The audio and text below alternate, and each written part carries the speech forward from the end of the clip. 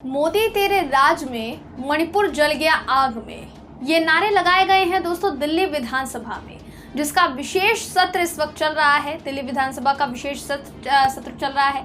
इस विशेष सत्र के दौरान मणिपुर को लेकर चर्चा शुरू हुई, जहां बीजेपी के 6 विधायकों को हंगामा करने के चलते सदन से बाहर निकाल दिया गया।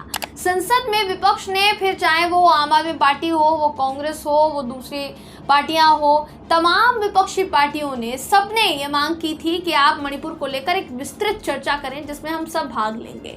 मगर मणिपुर पर चर्चा नहीं हुई, यह आरोप लगा। अमित शाह जी और मोदी जी पर मणिपुर को नजरअंदाज करने का आरोप लगा और काफी देखा गया दोस्तों, मणिपुर पर फोकस कम किया गया।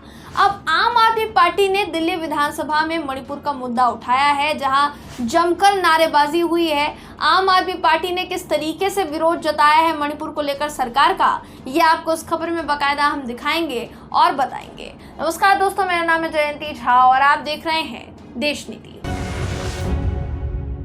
देश नीति, केवल सच्ची और पक्की खबरें। मणिपुर को लेकर आज दिल्ली विधानसभा में बहस हुई, जहां बीजेपी नेताओं पर जमकर आरोप है कि उन्होंने मणिपुर को लेकर ये कहा कि मणिपुर कोई मायने नहीं रखता है। जब उनसे कहा गया कि मणिपुर पर चर्चा चाहती है आम आदमी पार्टी, बीजेपी विधायकों के इस बयान पर बहुत ज्यादा बवाल मचा है। दिल्ली विधानसभा में मणिपुर हिंसा पर चर्चा के दौरान हंगामे के लिए जितेंद्र महाजन सहित 6 विधायक ऐसे थे जिनको सदन से बाहर का रास्ता दिखा दिया गया, बाहर निकाल दिया गया। दोस्तों, आम आदमी पार्टी के विधायक हैं दुर्गेश पाठक, जिन्होंने कहा कि आप ना तो संसद में चर्चा करने देते हैं, आप ना तो दिल्ली विधानसभा में चर्चा करने देते हैं, तो चर्चा कहाँ करें। उन्होंने कहा दिल्ली विधानसभा में जैसे ही चर्चा शुरू हुई तो देखते ही देखते वो जो चर्चा थी वो इस लेवल पर आ गई कि नारेबाजी शुरू हो गई। आपको ये वीडियो दिखाते हैं हम, जो कि दिल्ली विधानसभा से सामने आया है। ये वीडियो देखिए आप, और जिसमें जो नारेबाजी हो रही है दोस्तों, उसको ध्यान से सुनिएगा। ये वीडियो देखिए। मोदी तेरे राज में, मोदी तेरे राज में, मोदी तेरे राज में, मोदी तेरे राज में, मोदी तेरे। जी, तो ये नारेबाजी हुई है दिल्ली विधानसभा में, जहां बीजेपी ने मणिपुर को दरकिनार ही करके रख दिया। ये कह के रख दिया कि भाई हमारे लिए कोई मायने नहीं रखता। ये वही दिल्ली है जिस पर हक जमाते हुए बीजेपी नहीं थकती, हमारे देश की मोदी सरकार नहीं थकती। जिस मणिपुर को लेकर मोदी जी कहते हैं कि देश आपके साथ है, आप चिंता मत कीजिए, उस मणिपुर को लेकर बीजेपी के विधायकों के मन में, दिमाग में ये सोच है कि मणिपुर हमारे लिए कोई मायने नहीं रखता। ये अपने आप में हैरान कर देने वाला बयान है दोस्तों, अपने आप में हैरान कर देने वाला बयान है। दुर्गेश पाठक ने ये कहा, जानकारी दी कि खुद मणिपुर की सरकार ये जानकारी दे चुकी है कि 55,000 से ज्यादा लोग मणिपुर से विस्थापित हो चुके हैं, 200 लोगों की हत्याएं हो चुकी हैं, हजारों घर जलाए जा चुके हैं। जब मणिपुर जल रहा था उस वक्त पीएम नरेंद्र मोदी जी जापान की यात्रा कर रहे थे। ना सिर्फ जापान की यात्रा कर रहे थे बल्कि दूसरे देशों की भी यात्रा कर रहे थे। ये भी जो आरोप है प्रधानमंत्री नरेंद्र मोदी जी पर लगता आया है, ये आरोप नहीं है दोस्तों, ये वाकई में सच है कि जिस वक्त मणिपुर को लेकर विपक्ष जो है आवाज उठा रहा था, उस वक्त प्रधानमंत्री नरेंद्र मोदी जी कभी अमेरिका तो कभी कहीं तो कभी कहीं की यात्रा जो है कर रहे थे। तब भी विपक्ष ने इस पर जोर डाला कि हम चाहते हैं इस पर चर्चा हो।